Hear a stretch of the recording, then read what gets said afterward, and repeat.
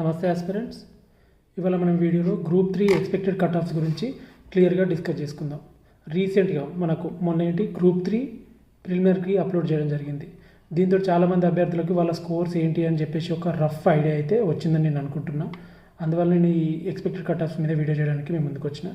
అయితే చాలామంది అభ్యర్థులు ఇంతకుముందు డిఫరెంట్ ఇన్స్టిట్యూషన్స్ ఇచ్చిన కీస్ని చూసుకున్న తర్వాత మళ్ళీ ఇప్పుడు ప్రిలిమినరీ కీ చూసుకున్న తర్వాత డిఫరెన్స్ ఆఫ్ మార్క్స్ అనేటివి బాగా కనబడుతున్నాయి. ఒక 10 to 15 మార్క్స్ అయితే యావరేజ్గా అందరికీ స్కోర్లు తగ్గినవి. ఇంతకుముందు ఫర్ ఎగ్జాంపుల్ 250 అనుకున్న వాళ్ళకి ఇప్పుడు 235 రావడము, 280 అనుకున్న వాళ్ళకి ఇంకో 15 మార్క్స్ తగ్గి 265 రావడం, ఇట్లా చాలామంది ఆస్పిరెంట్స్కి వాళ్ళు అనుకున్న స్కోర్ల కంటే చాలా వరకు స్కోర్లు తగ్గినవి. ఎందుకంటే మనకు ఎర్రర్స్ అనేవి చాలా ఉన్నవి. ప్రిలిమినరీకి ఇప్పుడు చూస్తే చాలామందికి స్కోర్లు తగ్గినవి. అయితే ఇంకొకటి ఏంటంటే మనం ఇంతకుముందు అప్లోడ్ చేసిన ప్రిలిమినరీ కీస్కి ఈ ప్రిలిమినరీ కీకి చాలా డిఫరెన్స్ కనబడుతుందండి. ఇంతకుముందు మనం గ్రూప్ 1 ప్రిలిమినరీకి అప్లోడ్ చేసినప్పుడు చాలా వరకు క్వశ్చన్స్ కాంట్రవర్సీ ఉండేటివి. చాలా వరకు క్వశ్చన్స్కి మనకు ఆబ్జెక్షన్స్ రేజ్ చేశారు. కొన్ని క్వశ్చన్స్ డిలీట్ చేయడం జరిగింది, కొన్ని క్వశ్చన్స్కి ఆప్షనల్ చేంజ్ చేయడం జరిగింది. కానీ ఇప్పుడు అప్లోడ్ చేసిన 3 కీలు ఒకసారి మీరు క్లియర్గా అబ్జర్వ్ చేసినట్లయితే చాలా వరకు ఎర్రర్స్ అనేటివి లేవు. వెరీ ఫ్యూ ఉన్నవి. 3 పేపర్స్లో అంటే ఫర్ ఎగ్జాంపుల్ గ్రూప్ 1 ఒక సింగిల్ పేపర్లోనే గ్రూప్ 1 ప్రిలిమ్స్లో సింగిల్ పేపర్లోనే మనకు 5 to 7 క్వశ్చన్స్ కూడా చేంజ్ అయినవి. 5 to 7 క్వశ్చన్స్ మనకు ఆబ్జెక్షన్ ఈజీగా డిలీట్ చేయడము, ఆప్షన్ చేంజ్ చేయడము అటువంటి చాలా వరకు మనం ఇంతకుముందు చూసినాం. కానీ ఇక్కడ 3 పేపర్స్లో కలిపి కూడా మనకు ఒక 10 కంటే తక్కువ క్వశ్చన్సే చేంజ్ అయ్యే ఛాన్సెస్ కనబడుతున్నవి. 10 కంటే తక్కువ క్వశ్చన్సే ఆన్సర్స్ చేంజ్ అయ్యే ఛాన్సెస్ కనబడుతున్నవి. అంటే ఈసారి కొంచెం ప్రిలిమినరీకి అనేది పకడ్బందీగా ఇవ్వడం జరిగింది. మరి సిల్లీ తప్పులు అయితే ఏం లేవు. మరి మనం అఫీషియల్ అథెంటిక్ సోర్సెస్ తీసుకొని మరి తప్పితే చేంజ్ అయ్యే ఛాన్సెస్ చాలా తక్కువ కనబడుతున్నవి. సో దీన్ని పట్టుకొని మనకు క్లారిటీ వచ్చింది ఏంటంటే ఈ ప్రిలిమినరీ తోటే మనకు మన అందరి స్కోర్స్ ఒక రఫ్ ఐడియా వచ్చిందని చెప్పేసి నేను నమ్ముతున్నాను. ఇంకోటి వెరీ ఇంపార్టెంట్ ఏంటంటే చాలామంది అభ్యర్థులు ఏంటంటే మేము 3 పేపర్స్లో కలిపి చాలా వరకు క్వశ్చన్స్లో ఓఎంఆర్ షీట్లో ఏం బబ్బులు చేసినామో తెలియట్లేదు, ఇంకా ఓఎంఆర్ షీట్లో అప్లోడ్ చేయలేదు కదా, ఇప్పుడే మనకి ఎక్స్పెక్టెడ్ కట్ ఆఫ్స్ ఎట్లా చెప్తామని మీరు అనుకోవచ్చు. ఫస్ట్ పేపర్లో తప్పితే ఫస్ట్ పేపర్లో మనకు టైం అనేది కొంతమందికి సరిపోవచ్చు, మ్యాక్సిమం మెంబర్కి టైం సరిపోలేదు. దాంతో కొన్ని క్వశ్చన్స్ చూడకుండానే బబ్బులు చేశారు, ఏం బబ్బులు చేశారో కూడా తెలియదు. అయితే ఇంకా రిమైనింగ్ 2 పేపర్స్లో మ్యాక్సిమం అందరికి టైం సరిపోయింది. అప్పుడు కూడా కొన్ని పెట్టాను తెలియని క్వశ్చన్స్, కొన్ని బబ్బులు చేసినాం, ఏం బబ్బులు చేసినామో కూడా తెలియలేదు, మీ క్వశ్చన్ పేపర్లో టిక్ చేసుకోలేదు అనుకున్న వాళ్ళు ఉంటారంటే మీరు యావరేజ్గా మీరు ఈ 3 పేపర్స్లో చూసినట్టయితే ఒక 20-25 క్వశ్చన్స్ మీరు 20 క్వశ్చన్స్ మీరు తెలియకుండా ఏం బబ్బులు చేసారో తెలియకుండా ఉన్న ఆప్షన్స్ ఉంటే దాంట్లో ఒక 1/4 క్వశ్చన్స్ రైట్ అయ్యే ఛాన్సెస్ ఉంటుంది. అది కూడా లక్ ఫ్యాక్టర్ బాగుంటే 1/4 ఆప్షన్స్ అంటే 20లో ఒక 5 క్వశ్చన్స్ మీకు ప్లస్ అయ్యే ఛాన్సెస్ ఉంటుంది, నెగిటివ్ మార్కింగ్ లేదు కాబట్టి. సో ఇంకా అంతకంటే తగ్గే ఛాన్సెస్ కూడా కనబడతాయి. 20 క్వశ్చన్స్లో తెలియకుండా మీరు బబ్బులు చేసిన 20 క్వశ్చన్స్లో ఒక 5 క్వశ్చన్లు రైట్ అయ్యే ఛాన్సెస్ ఉంటాయి. ఇంకా అంతకంటే తక్కువ ఛాన్సెస్ ఉంటాయి కానీ పెరిగే ఛాన్సెస్ ఉండవు. ఎవరికన్నా మరీ లక్ ఎక్కువ ఉండి ఫ్లూక్లో కలిగితే 6 నుంచి 7 మార్కులు తగిలే ఛాన్స్ ఉన్నాయి, కానీ ఎవరికి కూడా 5 కంటే మించి తగలవు. సో దీన్ని బేస్ చేసుకొని మీరు తెలియని ఆప్షన్స్ని కూడా యావరేజ్గా ఇట్లా మీరు యాడ్ చేసేసుకుంటే మీకు ఒక రఫ్ ఐడియా వస్తుంది స్కోరు. దాంతో మీకు ఈజీ అవుతుంది. అండ్ ఇంకొకటి వెరీ ఇంపార్టెంట్ ఏంటంటే ఆబ్జెక్షన్స్ అనేది రేపటికి 12th లాస్ట్ కాబట్టి వీలైనంత తొందరలో మీకు మార్కు యాడ్ అవుతుంది అనుకున్న దాంట్లో మీకు అథెంటిక్ సోర్స్ ఏదైనా దొరికితే వీలైనంత తొందరలోనే ఇవాళ వీలైతే ఇవ్వాలనే రేపు మార్నింగ్ మీరు అప్లోడ్ చేసేయండి. లాస్ట్ మినిట్ రష్లో సైట్ ఒక్కోసారిలో ఉండొచ్చు, అప్లోడ్ అవ్వకపోవచ్చు, ఎర్రర్ రావచ్చు, రకరకాల ప్రాబ్లమ్స్ ఉండొచ్చు. ఒక్క మార్క్ అనేది మన జాబ్ని డిసైడ్ చేస్తుంది. ఒక్కొక్క మార్కుతో ఎక్కడికో వెళ్ళిపోతారు, జాబ్ వచ్చేటోళ్ళు రాకుండా కూడా వెళ్ళిపోయే ఛాన్సెస్ ఉన్నవి. అండ్ ఎవరో ఒకరు అప్లోడ్ చేస్తారు కదా నేను ఎందుకు చేయాలి అనుకోకండి. ఒక్కోసారి కొన్ని క్వశ్చన్స్కి అది రైట్ ఉన్నా తప్పున్నా వాళ్ళకి మార్క్ యాడ్ అయినప్పుడు వాళ్ళు ఎందుకు అప్లోడ్ చేస్తారు, వాళ్ళ మార్క్ పోతుంది కదా, వాళ్ళకి ఫేవర్గా ఉన్నవి అప్లోడ్ చేయరు, వాళ్ళకి ఫేవరబుల్ లేనివి అప్లోడ్ చేస్తారు. యాజ్ అ సేమ్ వే నీకు ప్లస్ అయ్యేటి నువ్వు పక్క అప్లోడ్ చేసుకోవాలి నీ దగ్గర అథెంటిక్ సోర్స్ ఉంటే. ఓకేనా, వీళ్ళని తొందరలో అప్లోడ్ చేయండి. లాస్ట్ మినిట్లో హరిబరిగా అప్లోడ్ చేసే కంటే ఇప్పుడు చేస్తేనే బెటర్. అయితే ఇప్పుడు మనం ఎక్స్పెక్టెడ్ కట్ ఆఫ్స్ ఒకసారి క్లియర్గా చూస్తే ఇప్పుడు మనకు ఒక రఫ్ ఐడియా వచ్చింది కదా. ఓఎంఆర్ షీట్లో ఏమేమి బబ్బులు చేసినామని తెలియని వాళ్ళకు కూడా ఒక 20-25 క్వశ్చన్స్కి యావరేజ్గా ఒక 4 to 5 మార్క్స్ యాడ్ చేసేసుకొని చూసుకోండి. అంతకంటే ఎక్కువ చేంజెస్ ఏముండవు, 2-3 మార్కులు అటు ఇటు ఉంటే ఛాన్సెస్ ఉన్నాయి. సో మనకి ఇప్పుడు ఈ 3 పేపర్లను యావరేజ్ తీసుకుంటే మోడరేట్ పేపర్స్ అనుకోవచ్చు. 3టిని కలిపితే మోడరేట్. ఎకానమీకి ఎక్స్క్లూజివ్గా తీసుకుంటే టఫ్ పేపర్ అనుకోవచ్చు. ఫస్ట్ పేపర్ తీసుకుంటే అది కూడా మోడరేట్ టు టఫ్ అనుకోవచ్చు. సెకండ్ పేపర్ కొంచెం ఈజీగా ఉంది అనుకోవచ్చు. ఇట్లా 3టిని కలిపి తీసుకుంటే ఫస్ట్ పేపర్లో 80 to 90 అంటున్నారు కొంతమంది, సెకండ్ పేపర్లో 100+ 110 వరకు చేస్తారని అంటున్నారు చాలామంది రకరకాల ఇన్స్టిట్యూషన్స్. థర్డ్ పేపర్ తీసుకుంటే మనకు 90 మంచి స్కోర్ అంటున్నారు. ఇవన్నీ పక్కన పెట్టేస్తే జాబ్ రావడానికి మనకి ఇప్పుడు గ్రూప్ 4 లాగా ఏదో థౌజండ్స్ ఆఫ్ పోస్టులు లేవు.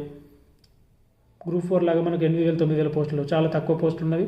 అండ్ జోన్స్ కూడా నెంబర్ ఆఫ్ సబ్ జోన్స్గా డివైడ్ అయినాయి. జోన్ 1 జోన్ 2 అనేది జోన్ 1 కొన్ని జోన్స్గా డివైడ్ చేశారు, జోన్ 2ని కూడా ఇంకో కొన్ని మొత్తం 7 జోన్స్గా డివైడ్ అయినాయి. దీంతో ఏంటంటే రోస్టర్లో ఈచ్ అండ్ ఎవ్రీ క్యాస్ట్కి మనకు ఇంతకుముందు అనుకున్న అన్ని ఎక్కువ పోస్టులు ఉండవు. దీంతో అన్ని ఎక్కువ ఓపెన్లోకి వచ్చే ఛాన్స్ ఉన్నాయి. నేను ఇంతకుముందు గ్రూప్ 2 ఎక్స్పెక్టెడ్ కట్ ఆఫ్ దాంట్లో కూడా ఇదే చెప్పడం జరిగింది.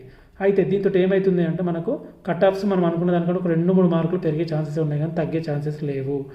సో ఇప్పుడు ఇవన్నీ సిచ్యువేషన్స్ అన్నింటినీ మనం ఒకసారి చూసుకొని మనం ఎక్స్పెక్టెడ్ కట్ ఆఫ్స్ గురించి డిస్కస్ చేసుకుంటే యావరేజ్గా ఒక 65% స్కోర్, మోడరేట్ పేపర్ కాబట్టి 64-65% స్కోర్ వచ్చిన వాళ్ళు ఓపెన్లో క్లియర్ అవుతారు. 65% అంటే ఎంత?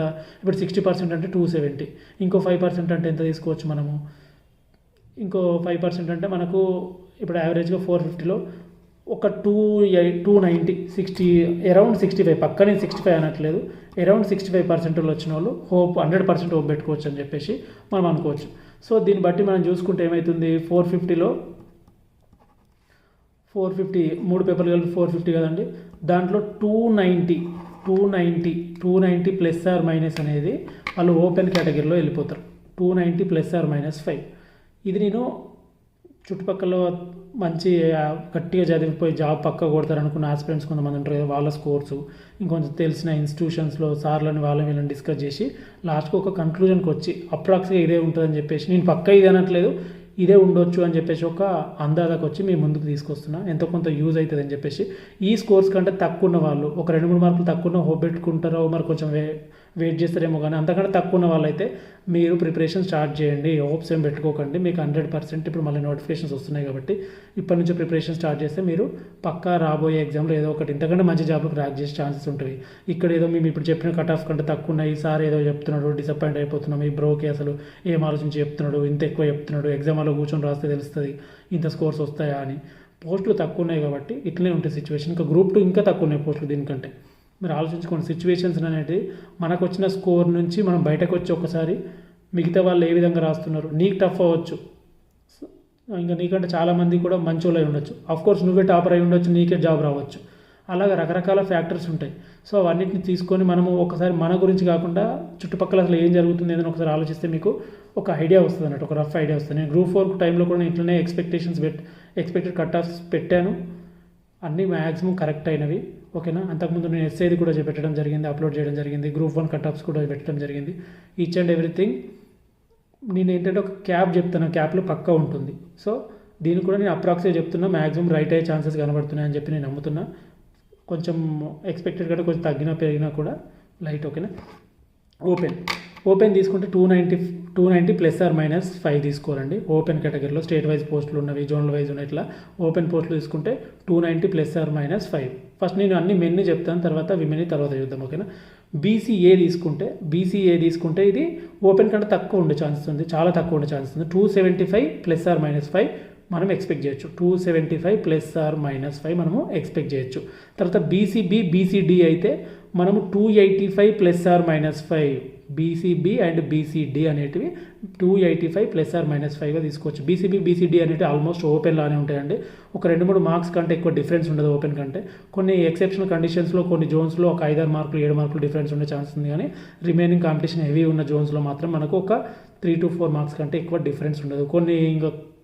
కొన్ని సిచ్యువేషన్స్లో అయితే కొన్ని జాబ్స్కి 1-2 మార్క్స్ డిఫరెన్స్ కూడా ఉండొచ్చు, అంటే అంత కాంపిటీషన్ ఉంటుంది ఈ రెండిట్లలో. సో మనం 280 నుంచి 290 మధ్యలో అనుకోవచ్చు సింపుల్గా బీసీబీకి బీసీడీకి. అంటే 285 ప్లస్ ఆర్ మైనస్ 5 అన్నాం కదా, 280 అవ్వచ్చు, 281 అవ్వచ్చు, 282 అవ్వచ్చు, 289 అవ్వచ్చు, ఇలాగా. బీసీసీ తీసుకుంటే 270 ప్లస్ ఆర్ మైనస్ 5, మెన్కి 270 ప్లస్ ఆర్ మైనస్ 5 తీసుకోవచ్చు మనం. ఓకేనా, ఈడబ్ల్యూఎస్ తీసుకుంటే 267 ప్లస్ ఆర్ మైనస్ 5 మెన్కి. ఓకేనా, ఎస్సీ తీసుకుంటే 270 ప్లస్ ఆర్ మైనస్ 5, ఎస్సీకి 270 ప్లస్ ఆర్ మైనస్ 5, ఎస్టీకి 265 ప్లస్ ఆర్ మైనస్ 5 ఉండే ఛాన్సెస్ కనబడుతున్నాయి. 265 plus or minus 5, 268 plus or minus 5 ఇలా ఉండొచ్చు అప్రాక్స్గా. సో ఇది మనకు మెన్కి తీసుకుంటే. విమెన్కి తీసుకుంటే మనకు బీసీఏలో తీసుకుంటే ఒక 10 to 15 మార్క్స్ తగ్గే ఛాన్సెస్ కనబడుతున్నాయి. 10 మార్క్స్ అయితే పక్కా తగ్గే ఛాన్సెస్ కనబడుతున్నాయి కొన్ని పోస్టులలో అయితే. ఇంకొన్ని పోస్టులలో 15 మార్క్స్ కూడా తగ్గే ఛాన్సెస్ ఉన్నాయి. 275 +or-5 అంటే స్టేట్ వైజ్ ఉన్నాయి, జోనల్ వైజ్ ఉన్నాయి, పోస్ట్ వైజ్ ఉన్నాయి. ఇట్లా రకరకాల ఫ్యాక్టర్స్ ఉన్నాయి కాబట్టి మనం 10 to 15 మార్క్స్ అనేది క్యాప్ తీసుకోవచ్చు బీసీఏలో. బీసీబీ, బీసీడీలో అయితే మనకు ఒక 3 మార్క్స్ డిఫరెన్స్ ఎక్స్పెక్ట్ చేయొచ్చు, అంతకంటే ఎక్కువ డిఫరెన్స్ ఎక్స్పెక్ట్ చేయలేము. 285 +or-5 అన్నాం కదా బీసీబీ, బీసీడీకి మెన్కి. దాంట్లో విమెన్కి ఒక 3 మార్క్స్ తగ్గే ఛాన్సెస్ ఉన్నాయి. కొన్ని ఎక్సెప్షనల్ కేసెస్లో, కొన్ని జోన్స్లో, కాంపిటీషన్ లేని జోన్లో ఒక 5 మార్కులు కూడా 5 మార్కుల వరకు తగ్గే ఛాన్సెస్ ఉన్నాయి విమెన్కి. కానీ మనం మ్యాక్సిమం 3 మార్క్స్ 2 మార్క్స్కే అంటే ఎక్కువ మనము డిఫరెన్స్ ఎక్స్పెక్ట్ చేయలేము మెన్కి విమెన్కి బీసీబీ, బీసీడీలో. ఓకేనా. బీసీసీలో తీసుకుంటే ఒక 10 మార్క్స్ ఎక్స్పెక్ట్ చేయొచ్చు, 10 మార్క్స్ లెస్ ఎక్స్పెక్ట్ చేయొచ్చు. ఓకేనా. ఈడబ్ల్యూఎస్ ఇంకొకటి ఈడబ్ల్యూఎస్లో కూడా మనం ఒక 5 to 10 మార్క్స్ డిఫరెన్స్ ఎక్స్పెక్ట్ చేయొచ్చు మెన్కి విమెన్కి. 5 to 10 మార్క్స్ డిఫరెన్స్ ఎక్స్పెక్ట్ చేయొచ్చు. 267 +or-5 అన్నాం కదా ఈడబ్ల్యూఎస్, దానికంటే ఒక 5 to 10 మార్క్స్ లెస్ ఎక్స్పెక్ట్ చేయొచ్చు. ఎస్సీస్ తీసుకుంటే 270 +or-5కి మనము 10 to 15 మార్క్స్ లెస్ ఎక్స్పెక్ట్ చేయొచ్చు. డిఫరెంట్ జోన్స్లో అంతా యావరేజ్గా తీసుకుంటే 10 to 15 మార్క్స్ తగ్గే ఛాన్సెస్ ఉన్నాయి. సేమ్ ఎస్టీస్ కూడా అంతే 10 to 15 మార్క్స్ తగ్గే ఛాన్సెస్ ఉన్నాయి. 267 +or-5 అన్నాం కదా.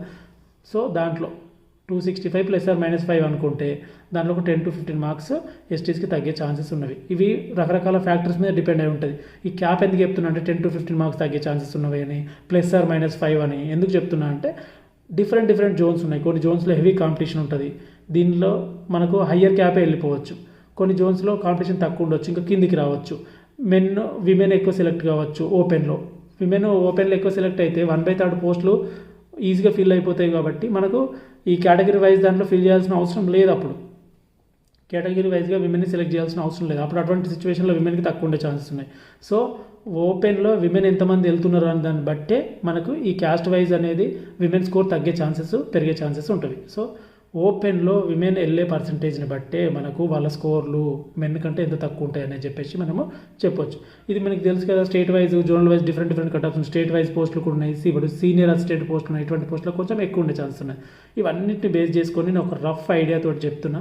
99% అని చెప్పలేను, 95% మాత్రం దీన్ని అక్యురేట్గా మనం నమ్మొచ్చు. ఇంతకంటే ఒక 2-3 మార్కులు తక్కువ వస్తే మేబీ ఎక్స్పెక్ట్ చేయొచ్చేమో. పెట్టుకోండి, కానీ మరీ 5 మార్కులు 10 మార్కులు నేను చెప్పిన కట్ ఆఫ్ కంటే తక్కువ ఉన్న వాళ్ళైతే మీరు పక్కా ప్రిపరేషన్ స్టార్ట్ చేయండి. రాబోయే నోటిఫికేషన్లో ఏదో ఒక జాబ్, ఇంతకన్నా మంచి జాబ్ వస్తుంది. హోప్స్ పెట్టుకొని టైం వేస్ట్ చేసుకోకండి. బార్డర్లో ఉన్నాం అనుకున్న వాళ్ళు కూడా మీరు చదవండి. ఓకేనా. సో కట్ ఆఫ్స్ అనేటివి ఇంతకంటే కొంచెం ఎక్సెప్షనల్ కేసెస్లో మెయిన్కి పెట్టిన తర్వాత మేబీ కొంతమంది ఇంకొక 2-3 మార్క్స్ ఈ కట్ ఆఫ్ కంటే పెరిగే ఛాన్సెస్ కూడా కనబడుతున్నవి. ఎందుకంటే కొంతమంది స్కోర్స్ ఇంకా సర్వేలు అవి అవుతున్నవి. నేను ఫైనల్కి పెట్టిన తర్వాత ఇంకొకసారి క్లియర్గా చెప్తాను. కానీ ఎర్రర్ అనేది మ్యాక్సిమం తక్కువనే ఉంటుంది. ఇదే కట్ ఆఫ్కి కొంచెం అటు ఇటు స్లైట్గా చేంజ్ అవుతుంది, కానీ మరీ ఎక్కువ చేంజ్ అవ్వదని నేను నమ్ముతున్నాను. ఓకేనా. మీ ఒపీనియన్ కూడా కామెంట్ రూపంలో తెలియజేయండి. ఏం వర్రీ అవ్వకండి, ఈయన ఏదో చెప్తున్నాడు, ఇంత ఎక్స్పెక్టెడ్ కట్ ఆఫ్ చెప్తున్నాడు అంటే నేను లైక్స్ కోసం, వ్యూస్ కోసం చెప్పేది ఉంటే నేను 250 or 260 కట్ ఆఫ్లు చెప్తా. అప్పుడు అందరికి నచ్చుతుంది, నాకు సర్క్యులేషన్ కూడా పెరుగుతుంది, నా వీడియోస్కి మంచి వ్యూస్ వస్తాయి. కానీ నాకు అది కాదండి. నాకు అనిపించింది, నేను నాకు అనలైజ్ చేసుకొని చెప్పిందే, అనలైజ్ చేసుకున్నదే నేను ఆలోచించుకొని చెప్తుంటాను ఇప్పుడు ఎవ్రీ టైము.